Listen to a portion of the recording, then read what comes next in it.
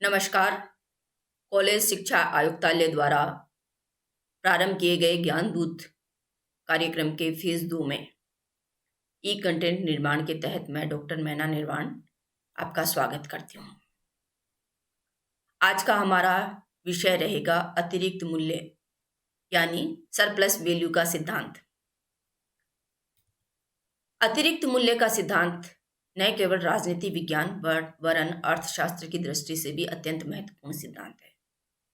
अतिरिक्त मूल्य के सिद्धांत का प्रतिपादन कार्ल मार्क्स के द्वारा किया गया। कार्ल मार्क्स का जन्म 5 मई 1818 को जर्मनी में हुआ और मृत्यु 14 मार्च 1883 में लंदन में हुई। एंगेल्स के अनुसार कार्ल मार्क्स के 2 महान आविष्कार इतिहास की भौतिकवादी व्याख्या और अतिरिक्त मूल्य का सिद्धांत थे। इन दोनों खोजों के द्वारा समाजवाद वैज्ञानिक बना। कार्ल मार्क्स ने अतिरिक्त मूल्य के सिद्धांत का प्रतिपादन अपनी पुस्तक पूंजी या दास कैपिटल में किया है। दास कैपिटल 3 खंडों में प्रकाशित पुस्तक है। इसके प्रथम खंड का प्रकाशन 1867 में जर्मन भाषा में हुआ।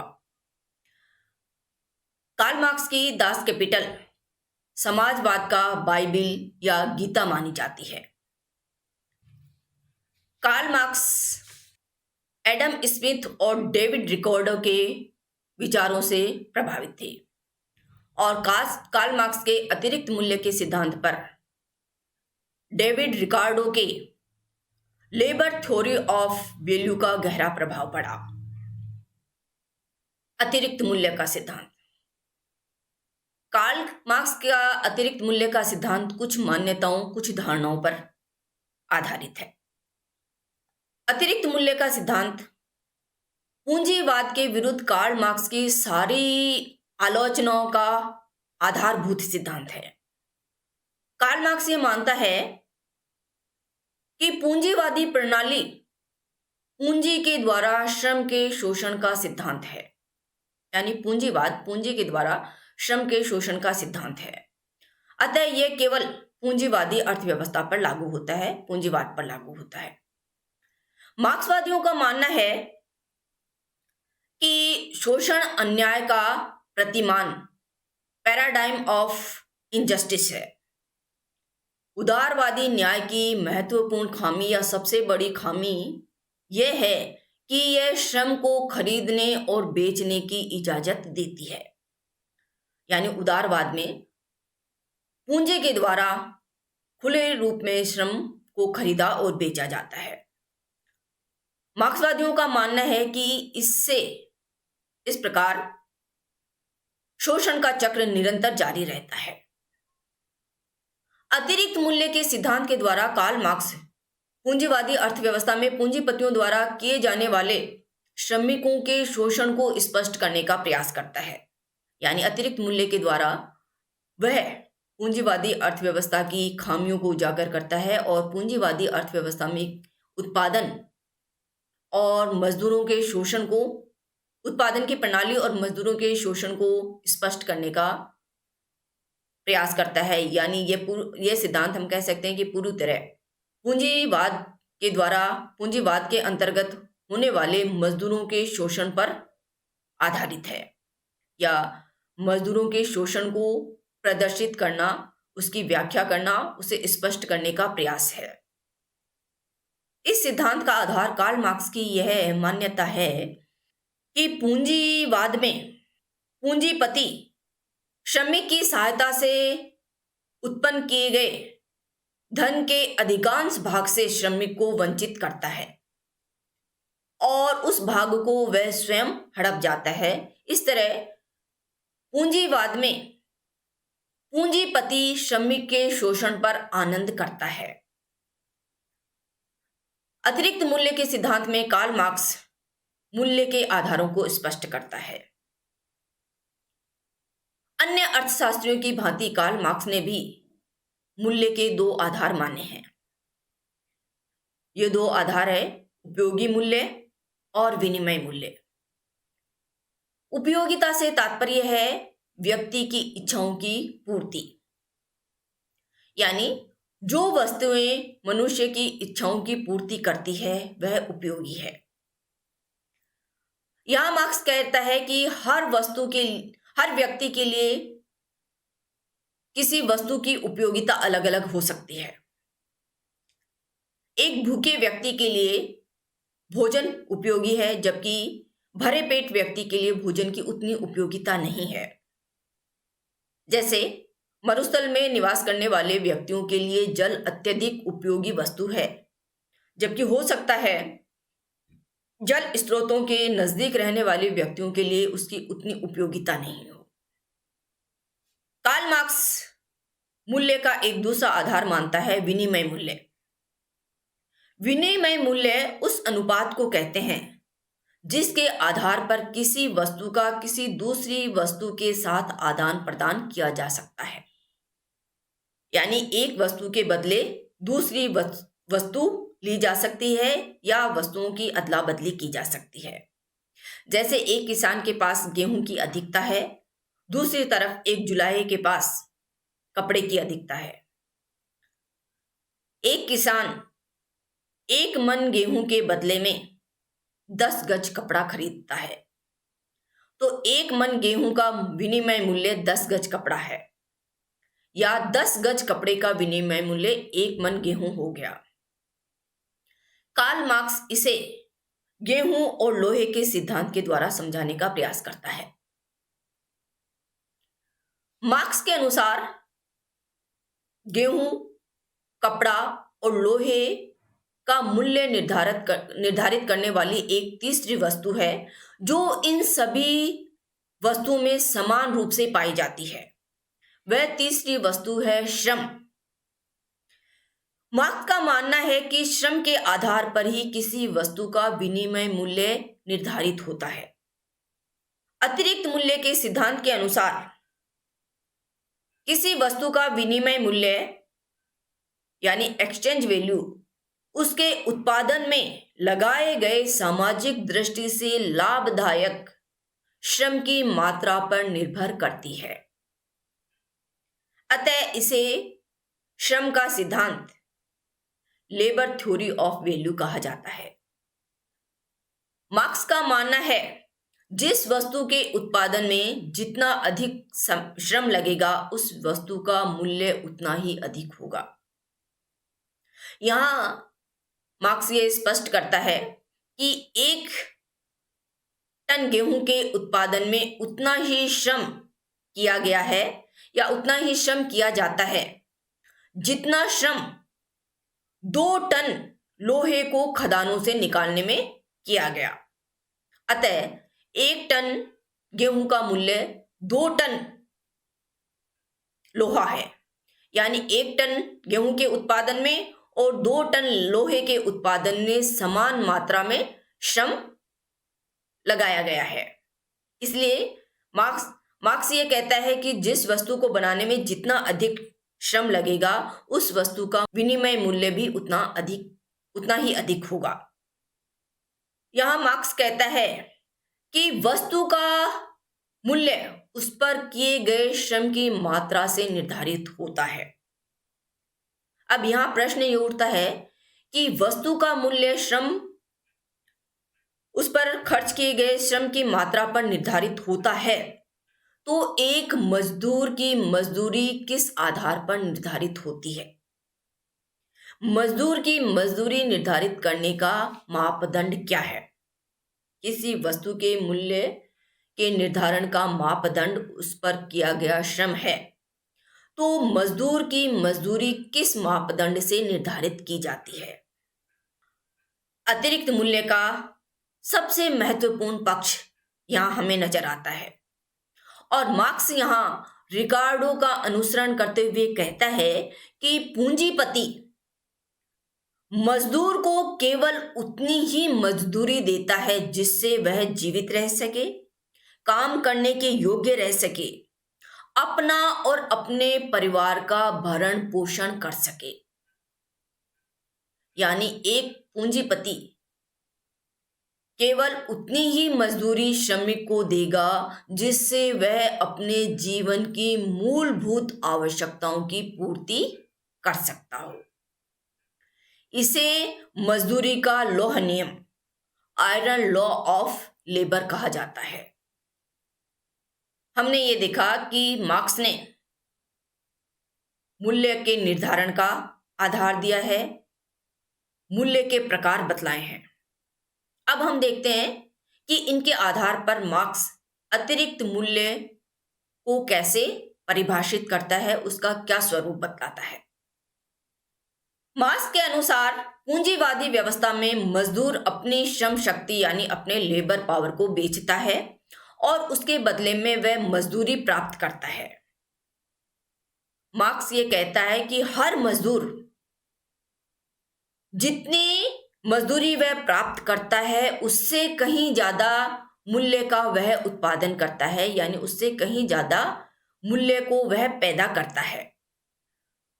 मार्क्स का यह मानना है कि एक पूंजीपति वस्तु को बेचकर लाभ प्राप्त नहीं करता है, बल्कि वह मजदूरों को दी जाने वाली मजदूरी में कटौती करके या मजदूरों को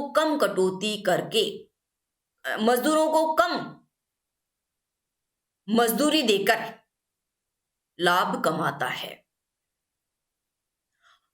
मार्क्स के अनुसार हर मजदूर उससे दी जाने वाली मजदूरी के अनुपात में कहीं ज्यादा उत्पादन करता है, कहीं ज्यादा मूल्य को पैदा करता है। इस प्रकार अतिरिक्त मूल्य वह मूल्य है जो एक मजदूर द्वारा प्राप्त की गई मजदूरी और एक मजदूर द्वारा पैदा किए गए मूल्य में जितना अंतर है उतना अंतर। इस प्रकार अतिरिक्त मूल्य मजदूर द्वारा प्राप्त की गई मजदूरी और मजदूर द्वारा पैदा किए गए मूल्य का अंतर है। मार्क्स के अनुसार अतिरिक्त मूल्य उन दो मूल्य के बीच का अंतर है जिसे एक मजदूर पैदा करता है और जिसे वह वास्तव में प्राप्त करता है। Surplus value is the difference between the value of wages which a labor produce and which a labor actual receives, यानी मजदूर के द्वारा पैदा किए गए मूल्य और मजदूर को दी जाने वाली मजदूरी के बीच का जो अंतर है वही अतिरिक्त मूल्य है। और मार्क्स ये मानता है कि यह अतिरिक्त मूल्य पूंजीपति हड़प लेता है। इसे हम एक उदाहरण के द्वारा समझने का प्रयास करेंगे। मान लीजिए एक मजदूर दिन भर में 1000 रुपए का उत्पादन करता है। यह उत्पादन वह किसके लिए कर रहा है? वह पूंजीपति के लिए उत्पादन कर रहा है। एक मजदूर 1000 रुपए का दिन भर में उत्पादन करता है और पूंजीपति उसे 800 रुपए मजदूरी के रूप में देता है। 1000 और 800 के बीच का जो ये 200 रुपए का अंतर है वह अतिरिक्त पूंजी है। मार्क्स ये मानता है कि यह अतिरिक्त पूंजीपति हड़पता है और इस अतिरिक्त पूंजी से पूंजीपति उत्पादन के नए साधन जुटाता है और उससे फिर पुनः अतिरिक्त पूंजी पैदा करता है।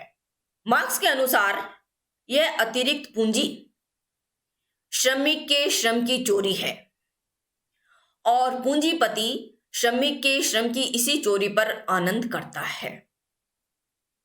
जैसा हमने अभी बात की कि मार्क्स ये कहता है कि एक पूंजीपति श्रमिक के श्रम की चोरी करके अतिरिक्त मूल्य कमाता है और इस अतिरिक्त मूल्य के द्वारा वह उत्पादन के नए साधन जुटाता है और उससे पुनः अतिरिक्त पूंजी पैदा करता है।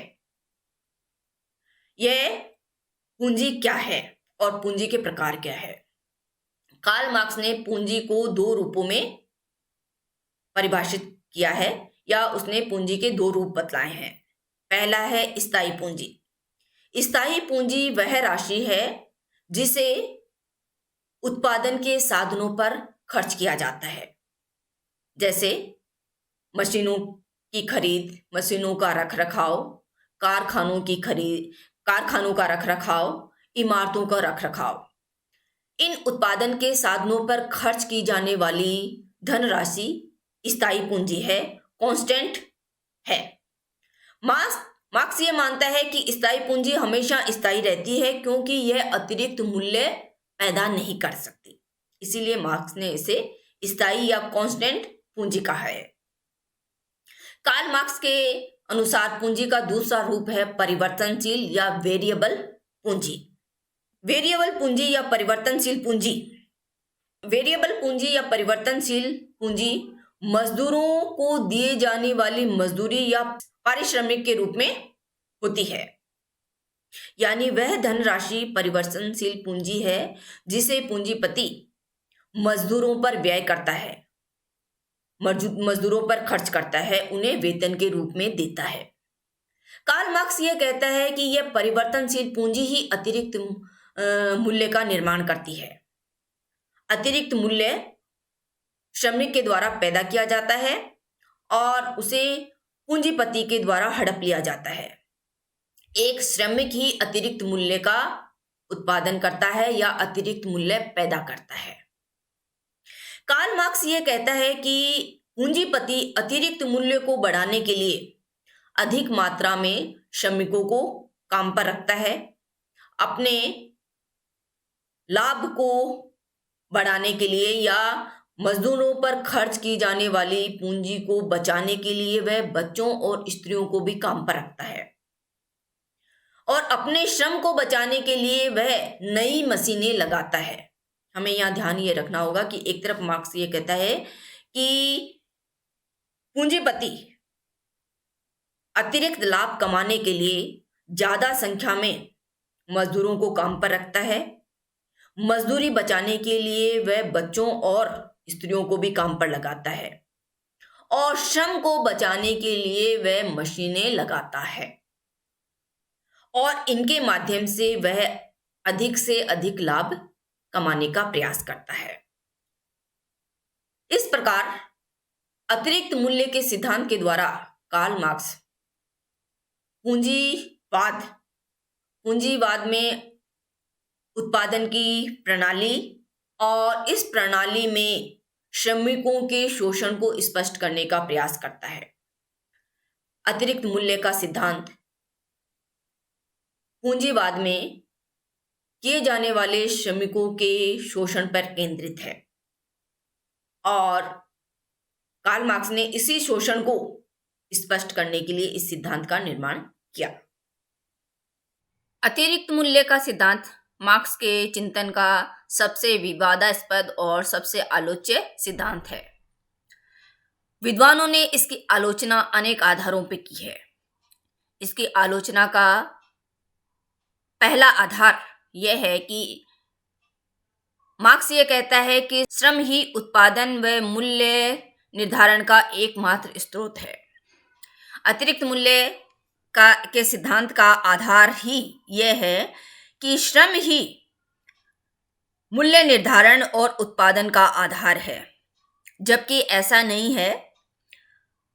वस्तुओं के उत्पादन में पूंजी, मशीनें, कच्चा माल, वैज्ञानिक ज्ञान, आवश्यक संगठन, पुरुषार्थ, प्रबंधन कौशल, व्यवहार कुशलता आदि बहुत सारे तत्वों का संयोग होता है और इन सब के बिना मात्र श्रम के द्वारा कोई भी उत्पादन संभव नहीं है। इसी तरह किसी वस्तु के मूल्य निर्धारण में भी अनेक कारक विद्यमान रहते हैं, जैसे कच्चे माल की उपलब्धता, कच्चे माल की कीमतें और बाजार की स्थिति, वस्तु की मांग और आपूर्ति का अनुपात। ये सब चीजें मिलकर किसी वस्तु का मूल्य निर्धारित करती है। जबकि कार्ल मार्क्स ये मानता है कि श्रम के द्वारा ही किसी वस्तु का उत्पादन होता है और श्रम ही किसी वस्तु के मूल्य निर्धारण का एकमात्र आधार है, जो कि अपने आप में गलत है। अतिरिक्त मूल्य की आलोचना का दूसरा आधार है कि पूंजीपति द्वारा किए गए अन्य खर्चों की उपेक्षा। कार्ल मार्क्स अपने अतिरिक्त मूल्य के सिद्धांत में केवल इस बात पर जोर देता है कि पूंजीपति श्रमिकों के वेतन खर्च की गई धनराशि से अतिरिक्त मूल्य कमाता है। यानी वह केवल परिवर्तनशील पूंजी को प्राथमिकता देता है, जबकि एक पूंजीपति को श्रमिकों के वेतन के अतिरिक्त बहुत सारी मदों पर खर्चा करना पड़ता है। इस खर्चे की उपेक्षा मार्क्स पूरी तरह करता है। मार्क्स इस बात को अनदेखा कर देता है कि एक पूंजीपति को कच्चे माल के लिए, मशीनें खरीदने के लिए, मशीनों के रख रखाव के लिए, कारखानों की बिल्डिंग की मरम्मत के लिए और बीमारी और बेकारी के समय में मजदूरों के लिए बीमा राशि पर और उनके जीवन स्तर और उनकी कार्य दशाओं में सुधार करने के लिए बहुत बड़ी धनराशि खर्च करनी पड़ती है। इस प्रकार अतिरिक्त मूल्य के सिद्धांत में पूंजीपति द्वारा किए गए अन्य खर्चों की पूर्णतः उपेक्षा होती है। इसकी आलोचना का अगला बिंदु यह है कि अतिरिक्त मूल्य से स्वयं में कोई नई पूंजी नहीं बनती। मार्क्स ये कहता है कि पूंजीपति अतिरिक्त मूल्य के द्वारा उत्पादन के अन्य साधन जुटाता है और उससे वह अतिरिक्त पूंजी बनाता है। यह सिद्धांत पूर्णतः तर्कसंगत नहीं लगता, क्योंकि अतिरिक्त मूल्य से अपने आप में नई पूंजी नहीं पैदा होती। अगर ऐसा होता तो पूंजीपति के द्वारा भारी ब्याज पर ऋण नहीं लिया जाता और ना ही पूंजीपति को अपनी कंपनी के शेयर बेचने की आवश्यकता थी। तो यह कहना कि केवल अतिरिक्त मूल्य से ही एक पूंजीपति नई पूंजी का निर्माण करता है पूर्णतः गलत है। अगली आलोचना अतिरिक्त मूल्य की इस आधार पर की जाती है कि अतिरिक्त मूल्य का सिद्धांत अपने आप में कई विरोधाभासों को लिए हुए है। इसमें मोटे मोटे रूप से 3 विरोधाभासी तथ्य नजर आते हैं। पहला, कि स्थायी पूंजी और परिवर्तनशील पूंजी का सिद्धांत अपने आप में विरोधाभासी है। कार्ल मार्क्स अपने अतिरिक्त मूल्य के सिद्धांत में पूंजी का वर्गीकरण करते हुए उसे 2 भागों में बांटता है, स्थायी पूंजी और परिवर्तनशील पूंजी।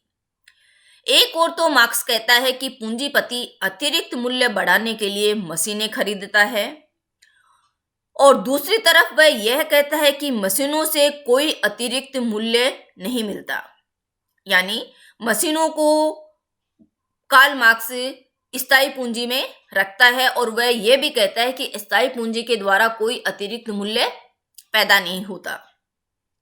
तो एक ही समय में वह 2 विरोधाभासी बातें करता है। एक तो वह कहता है कि पूंजीपति अपने अतिरिक्त मूल्य को बढ़ाने के लिए मशीनें खरीदता है और दूसरी तरफ कहता है कि मशीनों से कोई अतिरिक्त मूल्य नहीं होता।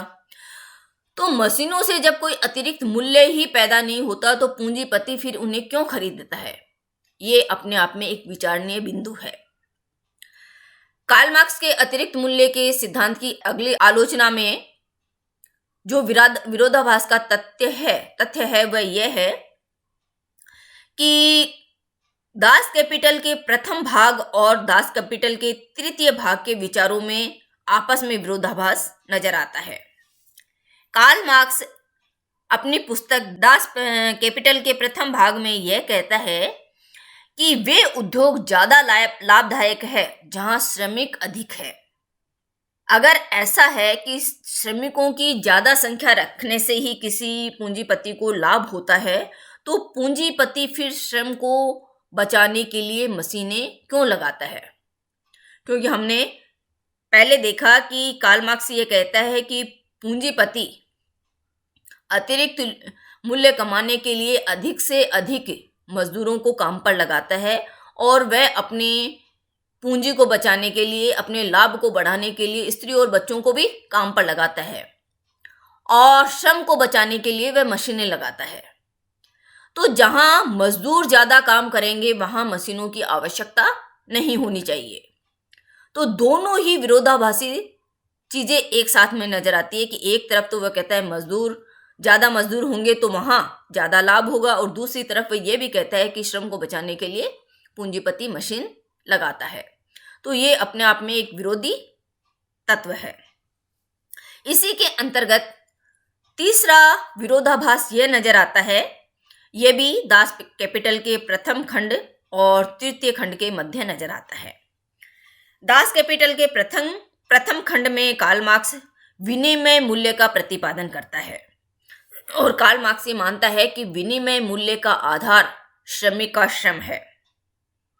विनिमय मूल्य किसी वस्तु पर श्रमिक द्वारा लगाए गए श्रम की मात्रा पर निर्भर होता है, जबकि वह दास कैपिटल के तीसरे खंड में यह कहता है कि विनिमय मूल्य का आधार उत्पादन के दाम है। यानी तीसरे खंड में विनिमय मूल्य के आधार को वह उत्पादन के दामों से जोड़ता है। जहां प्रथम खंड में वह विनिमय मूल्य का आधार श्रम मानता है, वहीं तीसरे खंड में उत्पादन के मूल्य का आधार दामों को मानता है। अब यहाँ उत्पादन का दाम को परिभाषित करते हुए उसका अभिप्राय समझाते हुए कार्ल मार्क्स कहता है कि उत्पादन का दाम लागत मूल्य तथा औसत मूल्य के आधार पर निश्चित होता है। इस प्रकार हम देखते हैं कि कार्ल मार्क्स के अतिरिक्त मूल्य के सिद्धांत में ये परस्पर विरोधी स्थितियां भीषण असंगति पैदा करती है। कार्ल मार्क्स के अतिरिक्त मूल्य के सिद्धांत की आलोचना का अगला आधार है मानसिक श्रम की उपेक्षा। कार्ल मार्क्स केवल इस बात पर जोर देता है कि श्रमिक अपने श्रम से उत्पादन करता है। यानी कार्ल मार्क्स केवल श्रम में शारीरिक श्रम को जोड़ता है। श्रम की परिभाषा में वह मानसिक श्रम को शामिल नहीं करता। इसीलिए वह यह मानता है कि मजदूर केवल अपने शारीरिक श्रम के द्वारा ही उत्पादन मूल्य पैदा करता है या उत्पादन करता है, जबकि वास्तविकता यह है कि किसी भी उत्पादन को बढ़ाने में या उत्पादन करने में शारीरिक श्रम के साथ साथ मानसिक श्रम का होना आवश्यक है।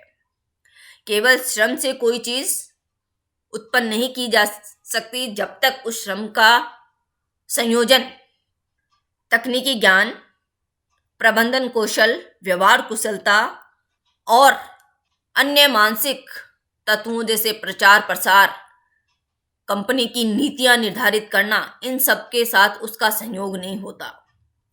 इस मानसिक श्रम की उपेक्षा कार्ल मार्क्स अपने अतिरिक्त मूल्य के सिद्धांत में करता है। कार्ल मार्क्स के अतिरिक्त मूल्य के सिद्धांत की अगली आलोचना का आधार है कि यह सिद्धांत आर्थिक कम प्रचारात्मक अधिक है।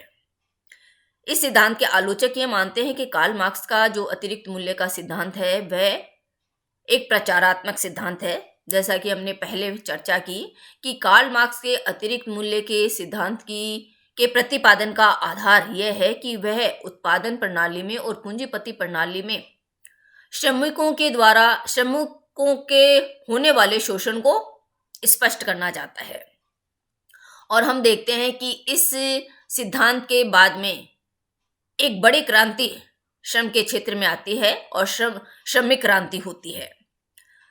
इसलिए ये वास्तविकताओं से परे का सिद्धांत है। इसमें वास्तविक तथ्यों की पूरी तरह उपेक्षा की गई है और केवल श्रमिक की स्थिति और श्रमिक के श्रम पर जोर दिया गया है। इसलिए यह सिद्धांत श्रमिक क्रांति का आधार बना और समाजवाद का एक महत्वपूर्ण आधार है।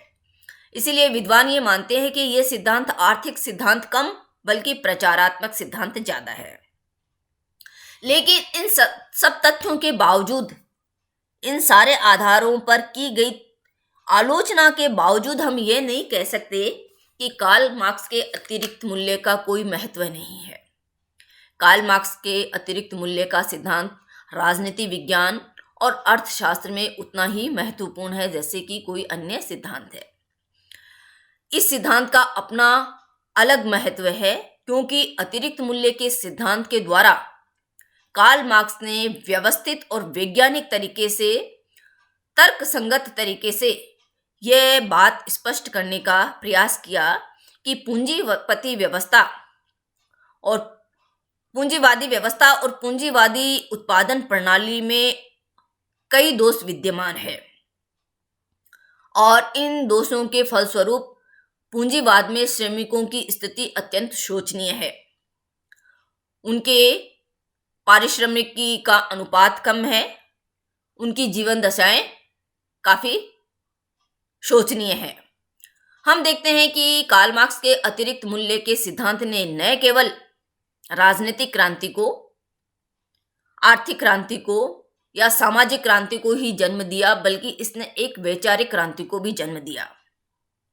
कार्ल मार्क्स के अतिरिक्त मूल्य के सिद्धांत ने पूंजीपतियों को एक दिशा निर्देश दिया कि वे अपने श्रमिकों की कार्य करने की दशाएं, उनके जीवन स्तर को उठाए, उनके वेतन में वृद्धि करें और इसका बहुत बड़ा प्रभाव श्रमिकों के जीवन पर पड़ा।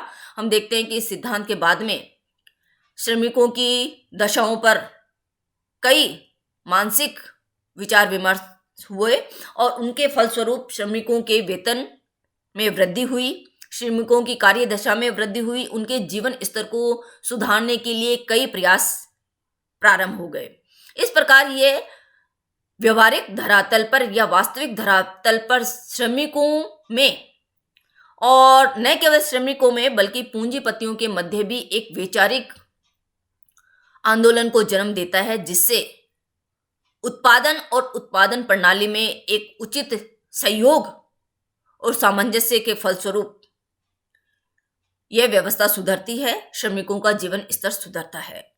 इसलिए कार्ल मार्क्स के अतिरिक्त मूल्य का सिद्धांत आज भी हम कई संदर्भों में इसे प्रासंगिक मानते हैं। धन्यवाद। आपने इस सिद्धांत को समझने का प्रयास किया। मैं उम्मीद करती हूं कि अतिरिक्त मूल्य के सिद्धांत को समझने में यह आपको सहायता करेगा। Thank you.